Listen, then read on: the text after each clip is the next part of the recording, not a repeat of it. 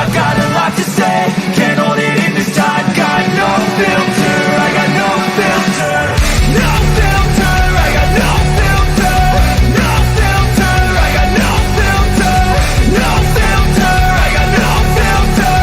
No filter, I got no filter.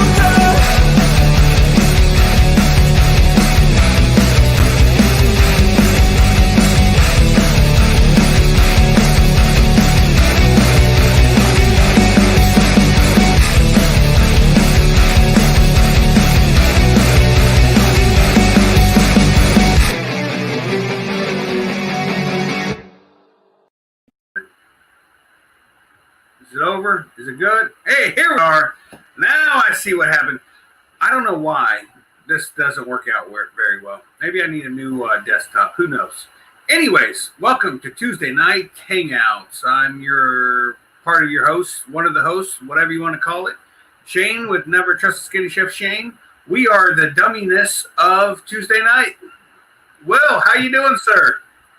I'm doing good, man. Caught me eating my apple. Hold your tongue and say that. Hold on. Are you saying I'm the apple of your eye? Yeah, no, you can't. Getting excited. We got a fly-in to attend tomorrow. Yes. If you guys can't tell, the main reason you guys all have come in to watch the show, Mark McElroy is a little late right now. Apparently, in like the last 2 months, he hasn't really had to work, and now here lately, he's actually had to do some work, so he hasn't been able to prepare for this trip coming up tomorrow. So he is in the middle of packing up his camper, getting it all ready to go, and we will all be heading to Easy Pace, Ridgeway, Virginia tomorrow for the Easy Pace fly-in, and I'm leaving about 4 a.m. So right after the show, Will, I'm not going to talk to you or Mark if he's on here, because I'm going getting a shower and heading to bed. I might even get fully dressed without my shoes on and jump in bed so I can get up at 4 and tear out of here. I hear you, man. I think I'll probably have to sleep in and leave maybe around 2 or so. Yeah, this is why no one likes your face. It's nice to have a fly-in semi-close to your home, you know? Yes, I agree. You got Lake Wales down there and all that, so you've always got activity going on there. So. Well, even Swanee is like 3 hours from me, so I mean that's fairly close. But when they did the Palm Bay one, that's 30 minutes from my house, so that one would have been great. Just so happened the very last Palm Bay fly-in happened to be on the same weekend that my daughter turned 21, and we got an Airbnb in Daytona and spent the time up there. And when we got back Sunday, I grabbed my gear and headed down, and still met maybe 20 people there at the compound and did an afternoon flight. But pretty much after that, everyone left. So I really didn't get a fly-in at the Palm Bay at the compound, but you know it's all good. So let's talk. Let's do a recap. We had Easy Pace, the gentleman from Easy Pace last weekend to talk about the fly-in, what to expect, the rules, regulations, blah, blah, blah. And we didn't really get to talk about Dave Purdin's fly-in, which was absolutely amazing. Will, what was your opinion of, was this your first year at Dave Purdin's? Second year. I went last year too. Yes, I already knew that. I just kind of added some context, if you will, sir. Yeah, real memorable, man. You didn't even know I was there. Oh, no. You were outside of my cargo trailer in your little tent. I remember. It was an awesome fly-in, man. I've got to say that I would agree with you, and that it's one of my favorite fly-ins. It's very close to Bad Apples as far as the enjoyment I get. Bad Apples is about more the socializing, I guess, and you got that at Purdin's too, but you also have some beautiful scenery. And, you can fly to look at. Yeah, you can fly either direction for miles and just see new things, and turn around and do the same track the very next day and see new stuff. It is to me. Every time I get there. What was your opinion, real quick, of the family farm flying from there? My family farm? No, mine. Oh, yours. Awesome. Absolutely awesome. I mean, that's some really nice relatives to let you do that. And even with that,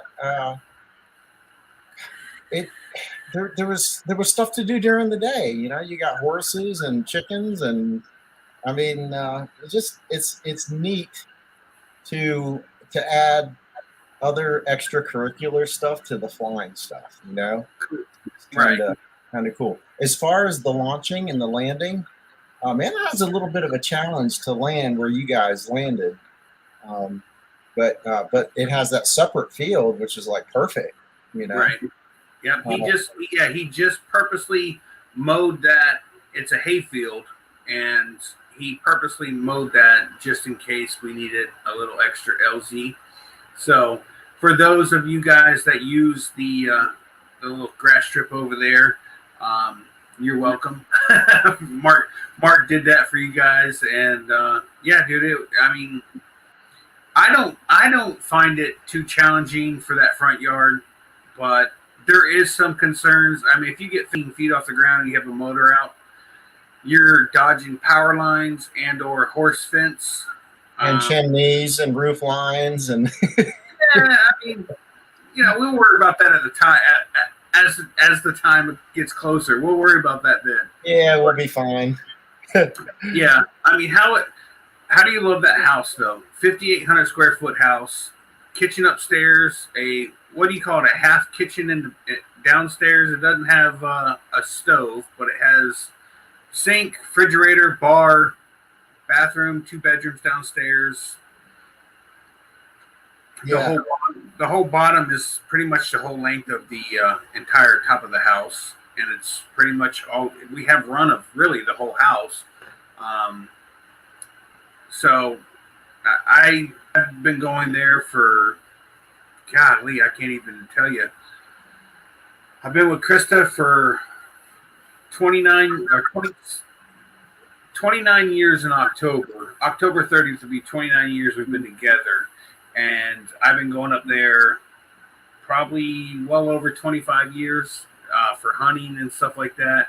And every time I go there, I just enjoy the time to relax and be myself and have time to think. And to me, it's just a great relief. Plus, having my wife there and my friends there really makes it a much better experience. Well, I certainly felt at home, and I needed for nothing. So they've got a beautiful property there. You see Shane's comment here? Yeah, and that's that's very true. The taking off and landing in tight areas. The takeoff is usually easier at a tight area than it is to land in a tight area. But the thing is, with the landing, and that's why you practice spot landings. If you don't have a motor, you might have to be real good at picking a spot and sticking to it. So, yeah, I could take off from there all day long, and I know I could land there too. But like you said, Shane, it's risk versus reward for me, and I had that big field right off to the side. It was just, I just decided to use it. On the other hand, Mark McElroy, man, he nailed it. Yeah. If he can do it, I can do it. Yeah, Mark is Mark's he's secretive about how good he is at what he does. I mean, literally every time he does something that is skeptical, he says he doesn't mean to do it, but then he turns it out to make it look really cool. So I've got issues with Mark, and I don't necessarily believe him. I think he's a lot better than we all think, and I'm going to screen share. Oh, here it is. Okay, so can I make this? How do I make this bigger on?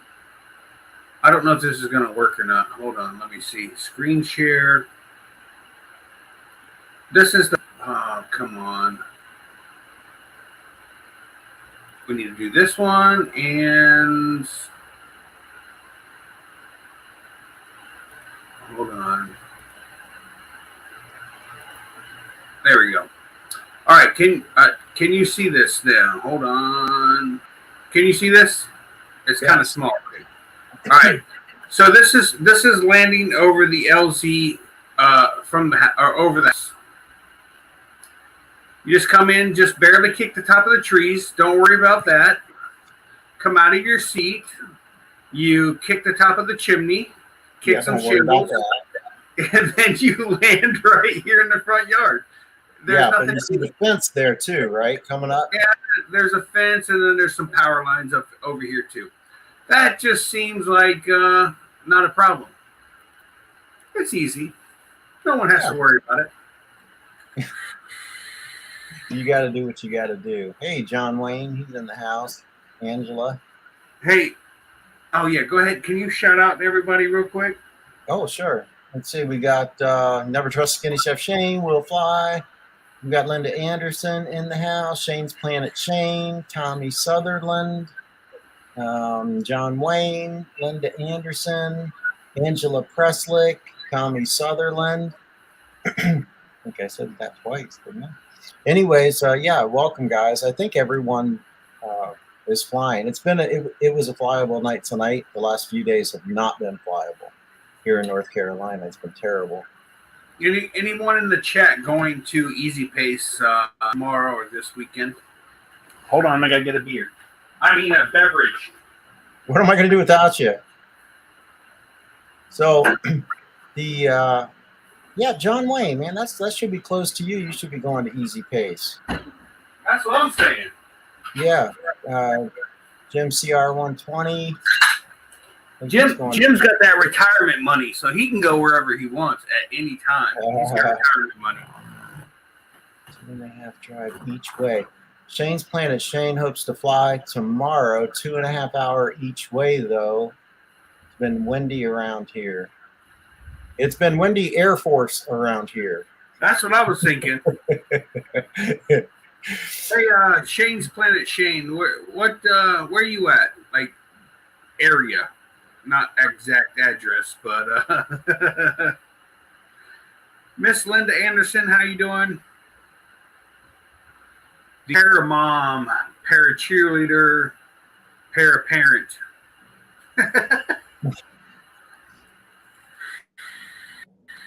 Okay, so Thursday morning we leave the family farm and we head to Dave Purdin's. We get there. How many people what time would you say we got there, Will? Was it around 8:30, 9 o'clock, somewhere in there? Yeah, in the morning, yeah. That's maybe a little earlier. Oh, Shane's Planet Shane's in Northwest North Carolina, Appalachian Mountains. It sounds like he could be there in 2 hours too. I don't know why he's not going. Just rude. Maybe that's what he means about tomorrow, 2.5 hours, because that's probably about how long it would take him to get there. Well, come on, Shane's Planet Shane. Let's do it. Hot Springs. Yeah. So anyways, we get there. How many campers, how many people would you say was already there when we got there at 8:30, 9 o'clock in the morning? Dude, I don't know. There was a good number. 30? Maybe, yeah, at least 30. Yeah, because you had that. You had some on both sides. And so, but yeah, that's probably about right. Yeah. They said there weren't as many this year as there were last year. No, 100%. I actually said that when I landed or got done flying, whatever. I was actually looking at kind of memory from last year. I was like, I don't think there's as many people this year as there was last year. Oh, and then I said something about Mark Roy being a jet. Oh, hey, buddy.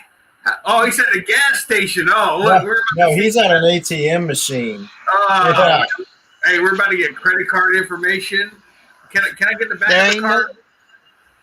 There ain't no sense in me being at an ATM machine.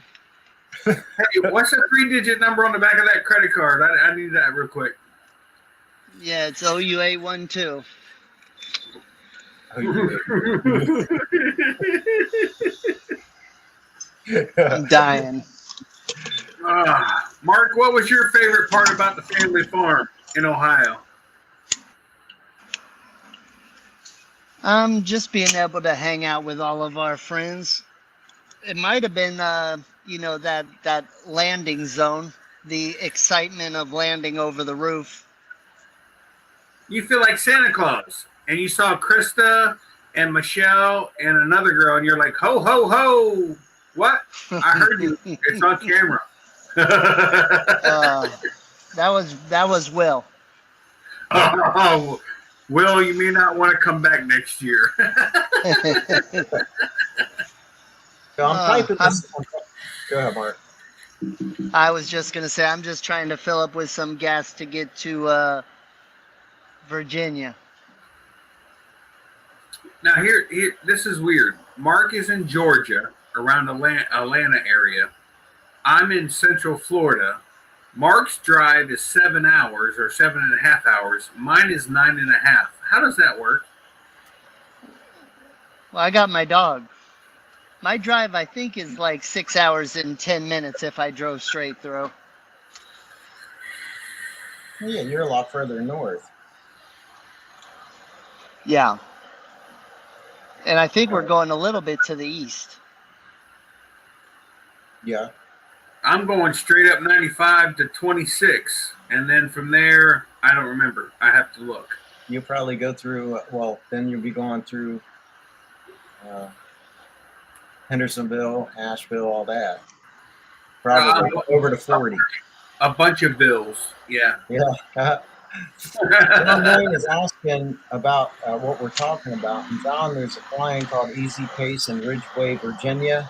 It's north of Goldsboro, or Greensboro, North Carolina. Greensboro. 5 miles north of the North Carolina-Virginia state line. And I think from Greensboro. Go ahead, Mark.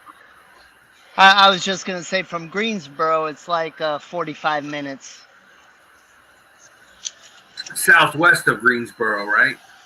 North. No, it is north of there. Basically, it's almost due north. Hey, I hope I don't lose no internet because we're storming like crazy out here, just so you know. You make Mark the host. Yeah. I was hoping. I sure am missing my dad right now. I'm just saying. Golly. Is he coming to the fly-in? No, he had to flip 2 rental houses this month. So, all right. So after we left the family farm, we got there at Dave Purdin's. Got there, got all set up. We flew that afternoon, correct? Yes. Yeah. And no issues at that point. I don't remember any issues. Everyone did well. No land. I don't think anybody at the fly-in during the fly-in got hurt, did they? No, I don't remember. The only incident that I know of that I literally see with my own eyes, somebody, I don't know who it was. I was actually given the name, but I don't remember it now, and I wouldn't say it anyways if I did. Foot launched, took off, jumped in their seat a little early, did a little cage drag, and then someone else had not picked up their wing or just laid their wing out, and it got tossed like a salad through this guy's prop. And oh man, let me tell you, I was on Cena 2-way with Smart Car Brian. I was like, dude, that guy just got his wing chewed up. And he's like, where? And he's falling in behind me, and he's seen it. And he's like, oh, that was sucks. It was the guy's. He only had one wing. I don't know if he was setting up or getting ready to set up, or if he put his motor up and had his wing laid out or set out. It was all bunched up, like he had just kind of taken it out of the bag and set it down. So I don't know if he was coming or going, but it went through the prop of the other guy. Now, real quick, who's at fault here? Is it the foot launcher's fault or the guy that, let's just say he left his gear on the field? It's not a landing. This is not a landing. This is a takeoff. Who's at fault? For me, I'd blame it on the guy launching. Whoever's equipment caused the damage would be their responsibility. In the chat, can I get any reply to whose fault it is? If you leave your wing on the field, someone foot launches and chews it up on the way by, is it your fault that you left your gear on the field, or is it the foot launcher that is taken off? Which is, again, no emergency. There's never been an emergency takeoff. It's always emergency landings. So, and it came up. So that the pilot that had his wing chewed up went to the host of Dave Purdin's and said, "What are we going to do about it?" And they're like, "We ain't going to do nothing." And I 100% agree with that. They're not responsible for other pilots. They're not responsible for other pilots doing dumb stuff. They can control it by not, kicking someone out for doing something that's unsafe. But as for them getting their wings chewed that's because of another pilot. I don't know. I'm strictly going to the guy that chewed my wing up and asking, when am I getting a replacement? That's pretty much what we're going to have a conversation about. I'm going to get name, number, address, when we can expect a wing replacement. So yeah, I think it's totally the foot launcher. If your runway is not clear, at no point should you take off. It's plain and simple. Yeah, I'd be like, hey, this is a fly-in. I'm sure somebody has a similar wing for sale. Let's go talk to that person. But yeah, man, it's their fault. We have a great question here. If you run into an illegally parked car, it's still your fault. I think at that point we're 50-50 responsibility here. Yeah, that's the only thing that I've seen. I haven't heard about anyone. So actually, before the fly-in, you're not supposed to show up until Thursday morning at Dave Purdin's. Apparently, someone had showed up Monday evening and was riding a dirt bike, like a mini bike, and had an accident on that mini bike and missed the entire fly-in because the kickstands on the mini bike ended up going through the guy's calf. And absolutely just tearing his calf up to where he was dealing with 2 or 3 surgeries during the fly-in. So once again, you guys aren't allowed. We're not allowed to show up. We actually had behind the scenes talked about showing up Wednesday night. Dave Purdin's is about an hour and a half to us from the family farm. If we weren't actually able to get in on Wednesday night, we had guys that were planning on sleeping in tents. So where do we all sleep if we can't get in? So we decided to just show up Thursday morning like good boys and girls, and everything worked out great for us. We got the spot that we really wanted. I'd like to have been closer to the RC field, which is closer to that porta potty by the river, if you will. That's where Jason, Brian, and I were the very first year we went 3 years ago. And it was awesome because if the field fills up with people launching, you had the RC field to take off from. So there was really like our own little private LZ. So it's pretty nice. Showing up early is what happened at Bad Apples. It's shitting on the people who follow rules and don't. So Bad Apples is a little bit different. They don't give you a don't show up until. They don't give you a timeline. They ask that you don't show up and park in the Bad Apple zone, but wherever they've picked out for the Bad Apples thing. It is a little bit different there, and you're right. At Bad Apples, if they had a hard fast rule that apps. I mean, Dave Purdin's had a hard fast rule, and it was for insurance reasons. There's a real good reason Yes. for it. You know, That was the other thing. didn't kick in until a certain time on that particular day. So 100%. So I yeah, it talked to wasn't an Amy. arbitrary rule. So I talked to Amy about the accident, this and that, and she literally said we paid for insurance for the fly-in from Thursday morning till Sunday afternoon or Monday afternoon. So anybody gets there and flies prior to that, and you get hurt, now it's on the city to cover your damages or whatever. And if that's the case, what they're going to do is not allow that fly-in to happen, because why would they want to risk having to pay for someone who can't follow the rules, gets hurt before the fly-in, and fall on their insurance and not the Dave's insurance? Good So- point.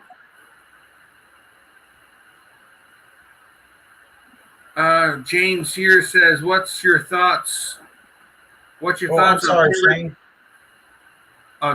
What's your thoughts on pre-registration for power and water hookups at fly-ins? This way you pre-reserve spot and everyone can see how filled it is." Okay, so like at Bad Apples, they have limited amount of power and water. That one, for me, I would love to be able to say, hey, registration starts today. I've paid for my power pole. I paid for my water. I'd be happy, because half the time I get there, I'm bringing a generator, because I 100% do not know if I show up there if I'm going to have power and water. So for bad apples, I would absolutely love for them to do that. If you want to pay for a power pole, guaranteed paying an extra $30, I'd be fine with that, just to make sure that I don't have to worry about it. Yeah, you see, Yeah, I did. it is. It is getting crazy, and it's only going to get crazier. So Yep. either things are going to get the events are going to get more expensive, or I mean, something's got to give there. Yeah. Now, which James is that? North Carolina, James. Okay, I'm trying to put names and faces together. James, have you and I met? If I have, I'm sorry, my memory's as long as my hair. So you had to forgive me. Yeah, I think you guys have met. He was at Bad Apples. I want to and, say we have. Moonshiners. He skydived at Moonshiners. Oh, you didn't go to Moonshiners. That's right. You missed the best flying ever. That's what I forgot Shut up. forgot about that. So now that we've got there, we've had our afternoon flights. Mark and I definitely got our morning flight in. Will stayed back and made sure that Krista was okay. I have no idea. Wait a minute. I flew in the morning, didn't I? No, it was like 12:30 p.m. If that's morning to No, you. I don't think so. I think it was before 12 o'clock. I'm pretty sure. That might have been Moonshiners too. I don't know. You don't even know. You literally had one or two morning flights. I think he's making it up as he goes along. Yeah, I'm with you. I'm with you on that. Hey, I thought you were going out to the man cave. No, I just got home. I still got to load my paramotor. Okay, so here's the next 8 Smith's in seconds. the house. What's that? Jason Russell Smith is in the house. All right, let me go check the front door. I'll be right back. Of course, All right. it won't take me so long because my house is teeny tiny. If Mark had to go check the front door and he was Oh, actually he's at the still front walking. door, You see how long he's been walking since he's been on It there. takes He's still 10 on minutes. the master bedroom. It's because I'm special needs and I'm walking in circles. Mark actually has exit here past. You are here maps in his house. You are here. I hope everybody in the chat knows that my two buddies are liars. Well, I wanted to tell a story. I was sitting in my car. It got hot there at Purdin, so I decided I'd sit in my car, turn on the air conditioner, and just kind of chill for a little bit, and I did. So I'm there working on my computer and kind of enjoying the cool air. And I freaking look up, and there's this brown thing that's just like completely occupying my front windshield. It's filling my whole windshield, and I'm like, oh my god, and I was just ready. I had my hand on the door handle, ready to bail. Man, that guy, he came so close to hitting my car. Did you see Did you get the video of the guy peeing in front of your car? No, I didn't have that macro lens thing. That can really zoom in. I didn't have that on there. Well, it's a gift that right? it was a gift that keeps on giving. I filled up your windshield washer fluid.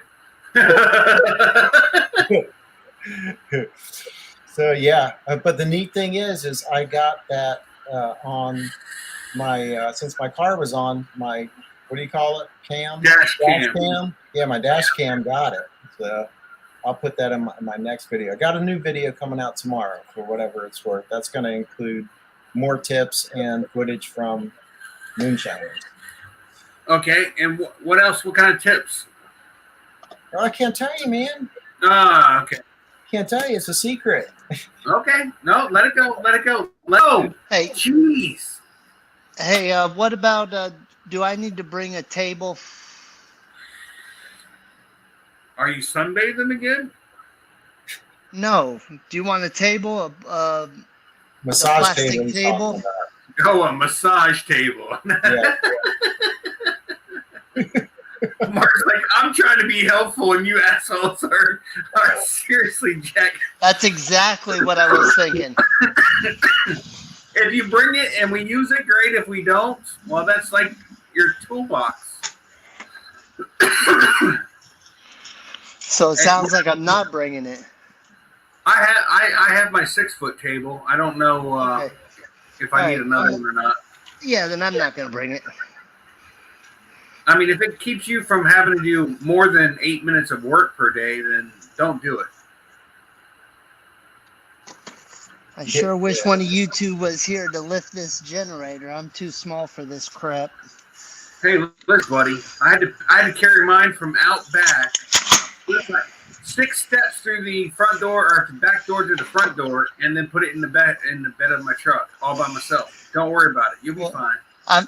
I'm gonna mute my mic in case I cry a little. Or you fart. Well, that's what Mark gets for sending the servants home at 8. Yeah, right. I thought you paid people to have this already done. Watch this. You're gonna see a hernia right here, or Uh-oh. There goes the phone. the phone can't even stand to watch you. Y'all know I'm not used to working. Oh my God. Hey, I will talk a little bit more about that story and why that happened.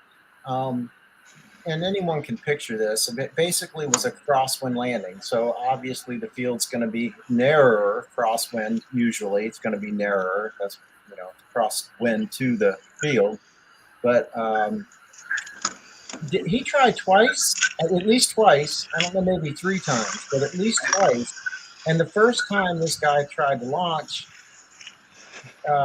it was a failed launch. Basically, it was the same setup that what he had done the second time, except the second time he just didn't quit, and it got real close. So, you know what I'm talking about, Shane? I mean, how everyone was set up basically heading towards the campers, which would be our campers. I didn't see it. I didn't see it other than your video. But I mean, at some point, at flying, you're going to have winds change directions, and you're going to have to fly towards campers or people or whatever. I just used the word you had to.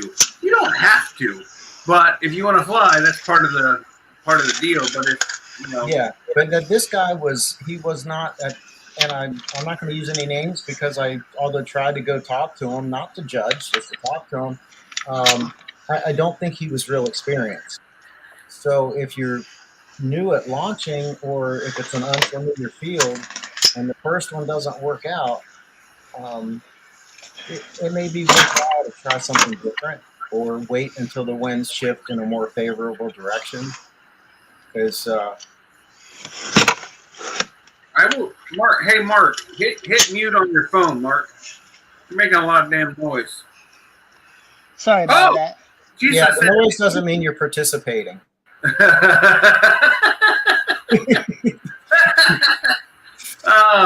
if the guy just had time to change his damn light swap top up and down at the bottom where it's more reasonably easy to reach, that'd be great.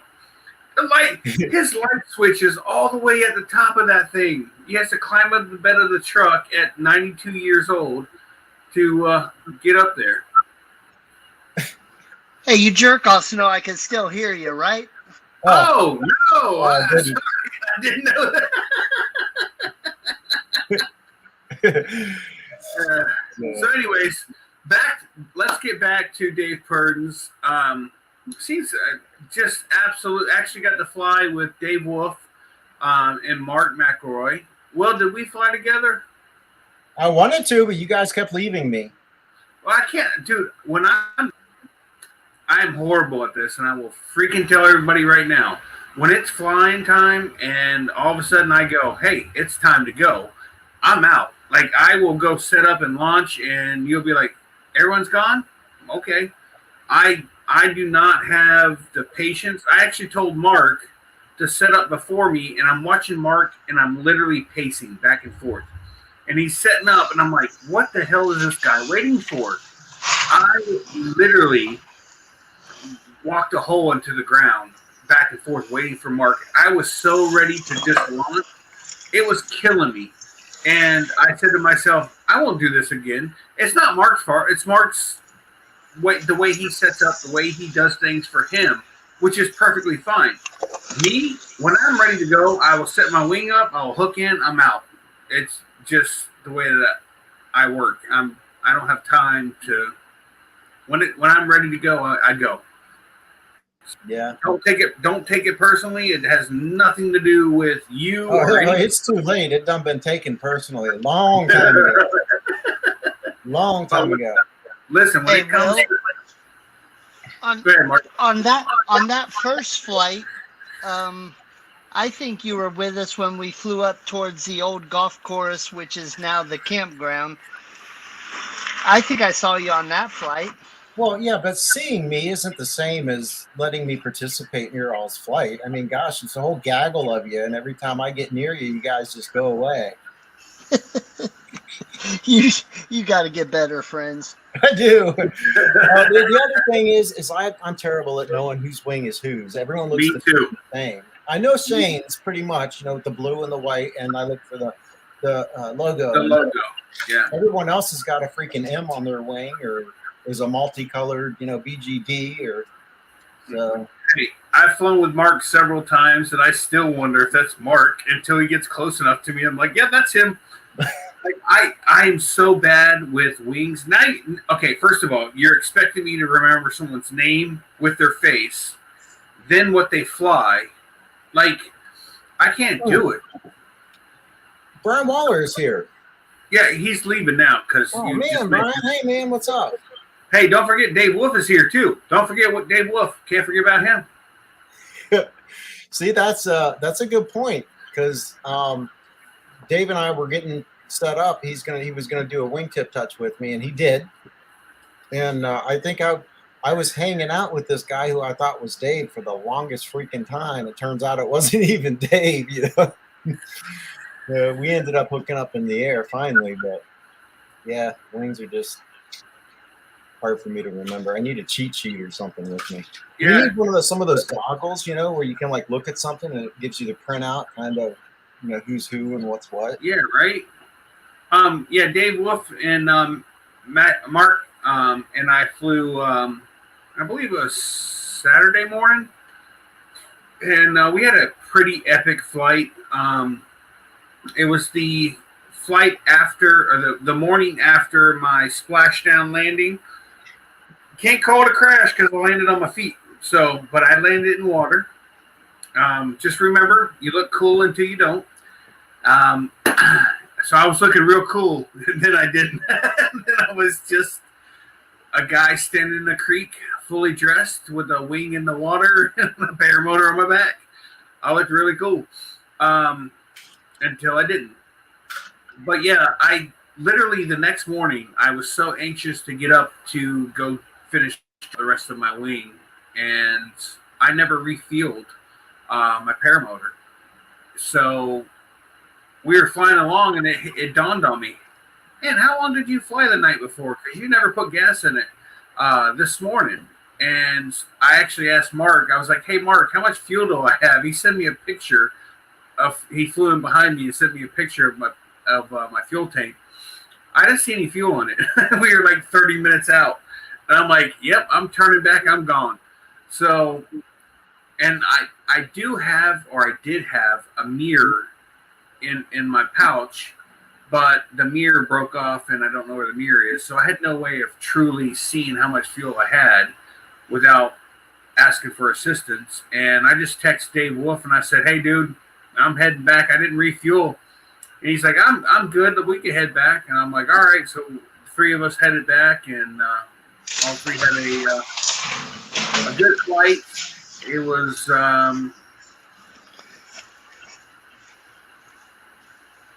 yeah, Dave Wolf says, Shane's text me. We should go back. I may be out of fuel. That might be the truth. Yeah, I had no idea. I do not remember.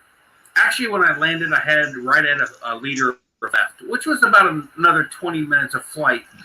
But when you literally have no idea what you left with, and you've been just kind of at that point like, how long did I fly the night before? How long did I...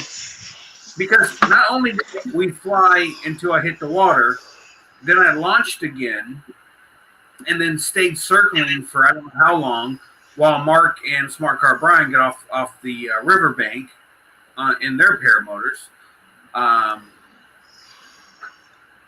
So hey, note to self, if you ever get in a bind, you can also try and take a picture with your own phone of your fuel. I tried that. It didn't work out. I was too nervous. Okay, so I had my phone tethered, and it wouldn't really reach, and I refused to disconnect it to take the picture because I didn't want to drop my phone. So, yeah, I would just rather climb up to about 500 feet and start heading back if things got bad and I ran out of fuel. Then, I just landed in some soybeans, hopefully not corn, and go from there. What do you think he's at a GQ magazine photo shoot? Will? Who? McElroy. Look at him. Hold on. He's right now doing he's twerking. Oh, shit, there he is. Yeah. No, I was sending someone the link. We might have a special guest come on. Oh, more than welcome. We'll see if he can make time in his busy schedule because, he is somebody. Oh, here we go. Oh, Jesus. Oh, that's a lot of forehead. I mean, hey, JP Tulo! What's up, JP? What's up, guys? JP, we didn't get into your part of this story. How I saved your life? Yeah, JP Tulo saved my life. Seems that 2 failed launches.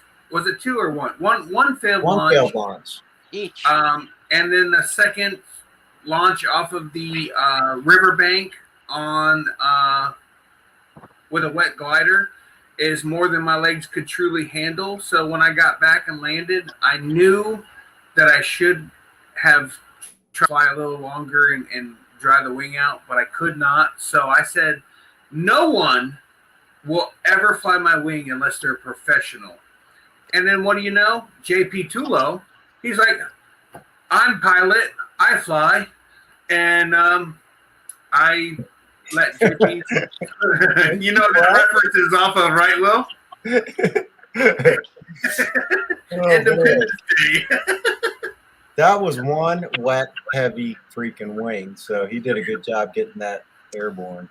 I mean, so I only had Brian and Will to help me launch from the creek bed. Brian and Mark. Mark and Brian. What did I say? Will.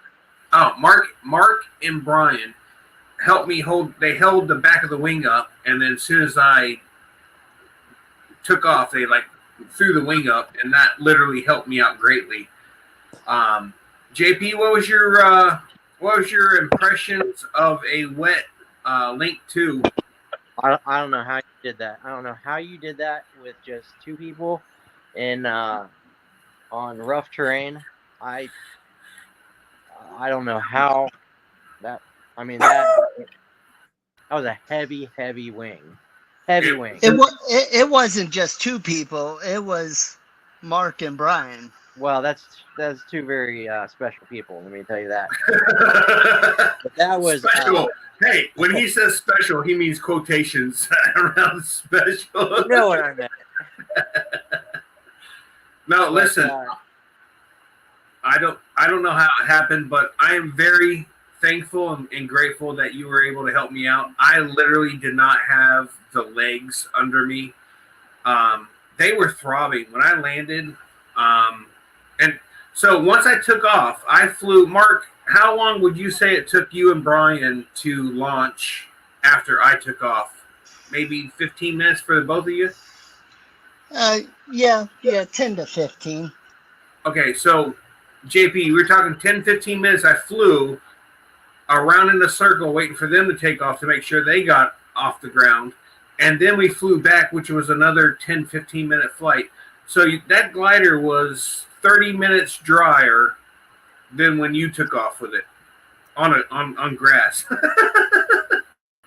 With, what, 6 people holding the wing up? Holy crap. Yeah. And I didn't get it up on. I didn't get it up on the first try. That's what she said. The first time I tried to launch it went like halfway up, and then it was like nope, and it just went straight back down. It pulled me back. And you said you left the trimmers where they were. I opened up the trimmers a little bit after that because it's so heavy, it had that tendency to hang back. So my thinking was that opening up the trimmers a little bit would let it get ahead of me, which meant having to run harder once you do get it over your head. But with a wing that wet, you don't want it to stall, which that's kind of dangerous. You might want to asterisk what you did is not recommended, because you can especially, that's why we don't fly in the rain, is because wet wings have a tendency to go parachutal, and that's what they're thinking maybe happened to Jeff. Tucker's Jeff. Yes. Wing got wet, and he went parachutal for one reason or another, and very dangerous. But that's why you got two professionals like you and myself to. You and Will, you meant you and Will. JP and Will. No, he knew what he was saying. He obviously has been drinking tonight. Hey, Angela, JP, Angela says that she likes a man in uniform. Check it out. That's that Napa know-how. Hey, real quick, let me show how big a deal I am. I got my engine here on the table, and to answer David Wolf's question, he's asking me if I'm trying to fly Friday. What's today? I got to get this bad boy back there. If I can get that by Friday. What's wrong with it?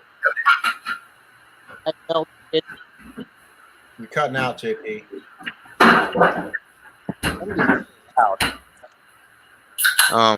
There you go. That's good. So I melted another starter at Purdin's Flying. I have a tendency to go through about a starter every 5 hours or so, which is really expensive. Not only is it expensive, but it's just frustrating, and it's hard to. It's just like I can't get in a flow. Like I don't even want to go flying because I know I'm just gonna have to replace another starter. So I talked to Viderazzi about it, and they sent me a new Carter support bracket. So that's what I put on this guy right here, which they're thinking that that there's something wrong with that maybe. So I put a new one of those guys on, and hopefully I can stop going through starters so quickly. Well, if that solves the problem, man, that kind of stinks because has every starter you put on there been covered under warranty, or did you have to pay for it? No, not everyone. They gave me a couple. But that was after I made a bunch of noise on Facebook. Which, to be fair, like the first one, I was like, okay, you know, 2-stroke motor stuff happens, so I didn't complain about it. You know, I just replaced it. But then the second one happened like 10, 15 hours later, and then after that, it was like 4 hours later, and it was like something's wrong here, something. And so I think I've been through 5 starters in less than 50 hours on this engine. Wow. It doesn't even have 50 hours on it. So it's a Moster 185 Plus with the clutch, MY20 with the good exhaust. Other than that, fantastic motor. Starts first or second pull. Makes great power. I haven't touched the needles. It runs great. If it wasn't for the starter issue, I would be very pleased with this engine. But it's just, yeah, what I said. It's definitely been an issue for you. Yes, it has. Hey, JP, we have a question from the world famous Dave Wolf, the only man to have been known to catch a fish in his wing. Did JP see the starter melting with his high-tech chase cam? Okay, all right. So I'm getting a lot of flack for making a TikTok explaining to people what a chase cam is, because I said, you know, a lot of people are asking me. I know what he's talking about. So every paramotorist is coming to me like, who's asking you that? Everybody knows what a chase cam is. What kind of moron doesn't know what a chase cam is? That video was for the normies, for the normies. Okay, that was not for all the experts on the panel here and all the experts in the chat and anyone who already knows. On TikTok, people who've never seen a paramotor before, like the second number 2 question I get is, what the hell is that thing floating behind your glider? And is there a drone chasing you? How did you get that view? So I made that video. Check it out on jptulo.com, jptulo on TikTok, jptulo on Instagram, jptulo on YouTube. Plug. Shameless, man. Shameless plug. Check it out. Amazing video I made explaining how we get those shots. And if you don't know what a chase cam is, don't feel threatened by all these a-holes that are, acting superior because they know everything about a paramotor. You got to start somewhere. Hey, all right, so JP, before you, if you're ready to go, I'm not sure if you're ready to go, but if you're not ready to go, I have a question for you. Have you ever flown the Link 2 27-meter wing before? No, I've not. And how did you feel about it? I don't know if I told you this, but I was especially impressed. I would have been impressed with the climb rate if it wasn't wet. But the climb rate on that wet wing, like, because I didn't have much fuel, and I was just trying to go up high so I could get as much air time as possible and get it as dry as possible. But it had a great climb rate, especially even if it wasn't wet, it had a great climb rate. Now, if you factor in how well it would have climbed without being soaking wet, I'm sure it would have been better. It handled great. I got scolded for busting out some wing overs. You know, I didn't want to go for a full barrel roll on. I was standing there going, looking straight up, going, is this bastard about to do a barrel roll on my wing? Like, seriously. And then when he landed, I was like, I'm so glad you didn't do that. Like, I would have been impressed. Don't get me wrong. First of all, I would have been impressed. But I would have been nervous just because it was a wet wing. I just wanted you to go fly it and get some air time and dry it out. But when you're doing wing overs, we're like, that's cool. That's fine. And then I'm like, he's setting up for a barrel roll. No, that's not what he said, JP. What he said was, man, I hope that guy doesn't mess up my freaking wing. Yeah. I'm going through it. The thought crossed my mind, but cooler heads prevailed, and I thought, this might be the last time I ever get a chance to fly Link 2. So I just wanted to see how it handled a little bit, threw it around. So it was nice. It was nice. Do you think a 27-meter Link 2, a guy weighing 210 pounds can barrel roll that? It's going to take a lot of energy. You weigh 210, so I was 220. You could get a sloppy roll out of it, like not. I'm not looking for sloppy. Good Lord. Yeah. See, the thing is, you got to go. You could get, like a corkscrew type of thing. It's hard to explain if you haven't been down the barrel roll journey. Like, you start out with some sloppy ones before you get directly overhead, and anytime you get directly overhead of a wing, you're in dangerous territory because you don't want those lines to go slack. You fall into that wing and you're having a bad day. So, I think you can definitely have some fun with it, and you would definitely be able to chase your shadow on it. This is a fun game I like to play. Is your camera on your helmet tilted up, and when the sun's setting, you can do some wing overs, and if you get right, I've done it a few times without even trying. I've actually never tried, but I've gone back through my footage, and I'll find my own shadow on the underside of my wing. And when you find that, you're on the right track.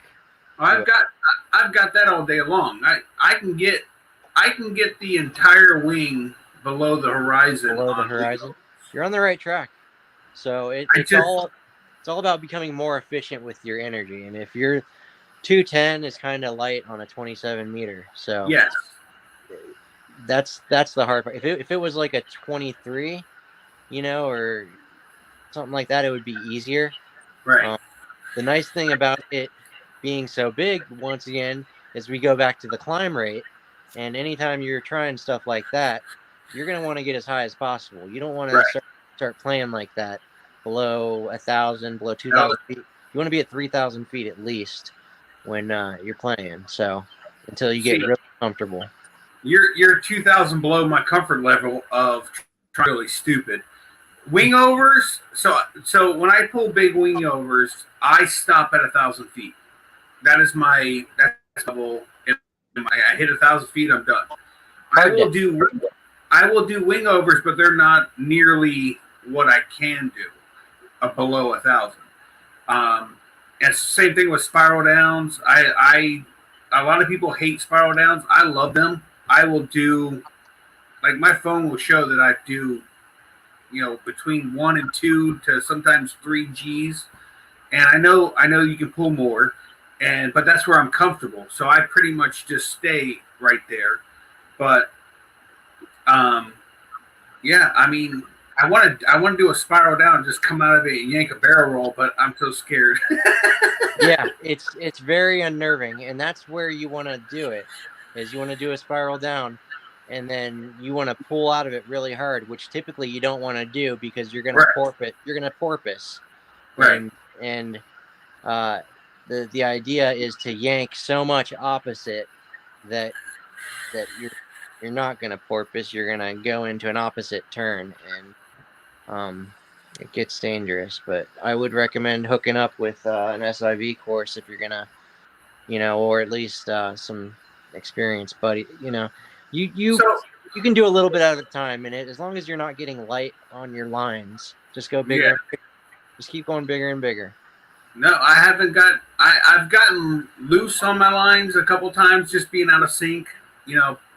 Maybe stopping pulling too soon or not enough. That's how you know you're doing it wrong, is if you get loose on your lines and if you get wingtip collapses. Those are two big indicators that you're doing it wrong. You're saying when you do the barrel roll, you spiral down and then enter the barrel roll from there? Because I've been doing it the opposite. I've been powering through, a big wing over, going around, and then that's how I do it. Out of a spiral. The purists will tell you that if you use your motor, you're cheating. But I cheat, clearly. I typically give it a little throttle just because my engine dies if I don't. Mm-hmm. And every time I pull on the starter, I only get 5 pulls for starter. So if I can keep the engine running, I try to. That happened to me at Purdin's. My motor quit. So in the air. yeah, And how did you do? I did good. I thought I would have a lot of trouble starting a Moster in the air, but it's amazing what you can do when you have to. That's what I wanted to hint on that. So you kind of got the adrenaline kick in. You're like, oh crap, and then you start pulling. You're like, okay. So my very first time of going to a mile high in Georgia, I killed the motor to just lift my earmuffs off and just enjoy the ride on the way down. And then when I decided to restart my motor, it would not restart. So I didn't fund the workout. Oh yeah, dude, I was abbing it the entire time. Like you can see my legs come up.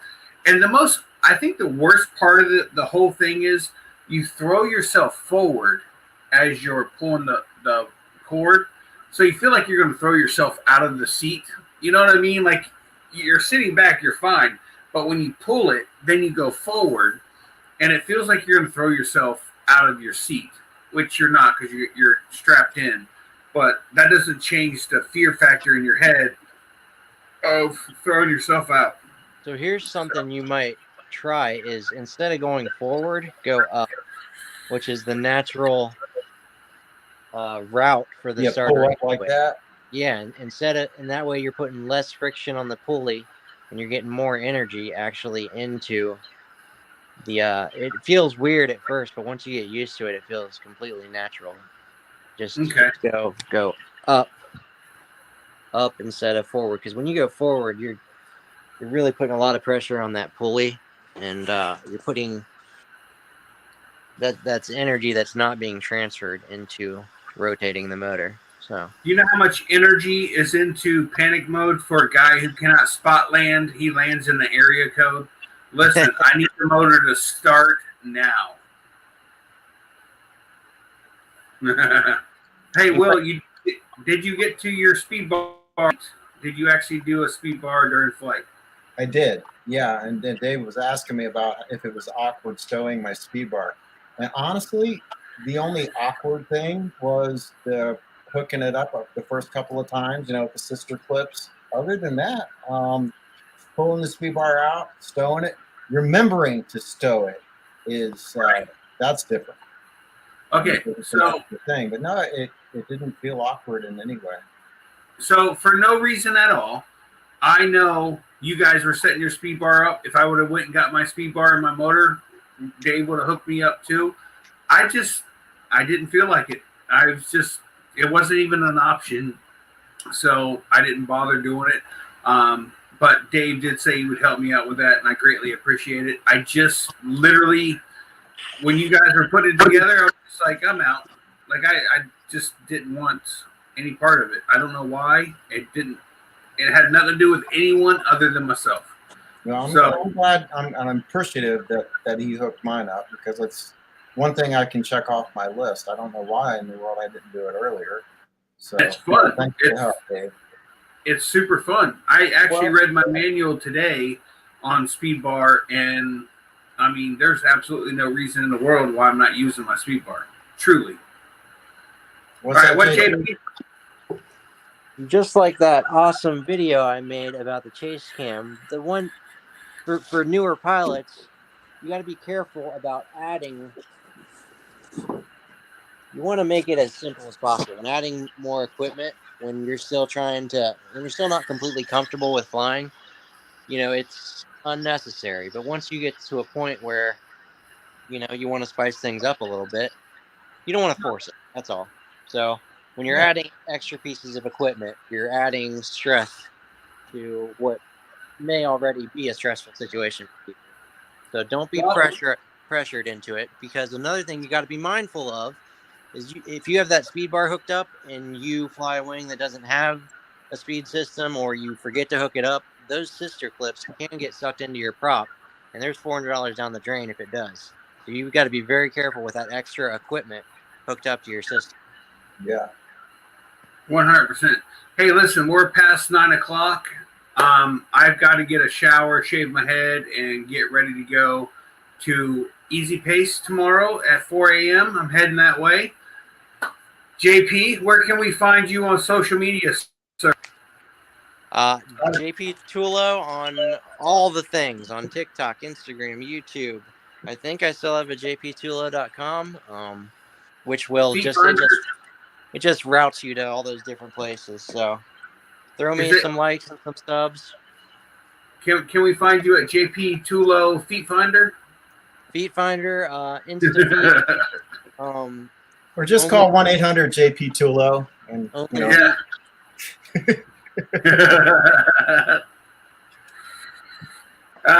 Hey, Will, where can we find you, sir? You can find me on YouTube. Just look for Will Fly or go to willflyppg.com. New video coming out tomorrow.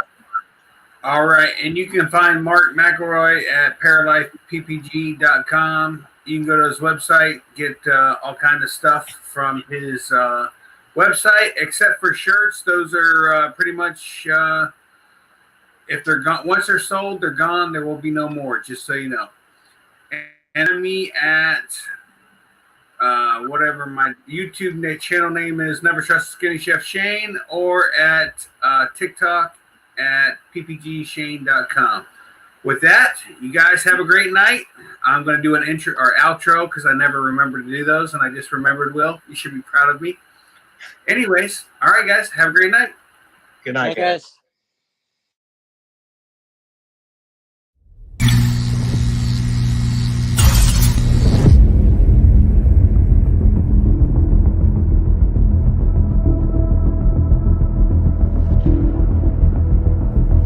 All right, I see 1, 2, 3, 4. Oh, there's a gator under here. 5 over here. 5 gators right there. What's up, fat boys? Oh shit! No one likes a hungry, angry gator.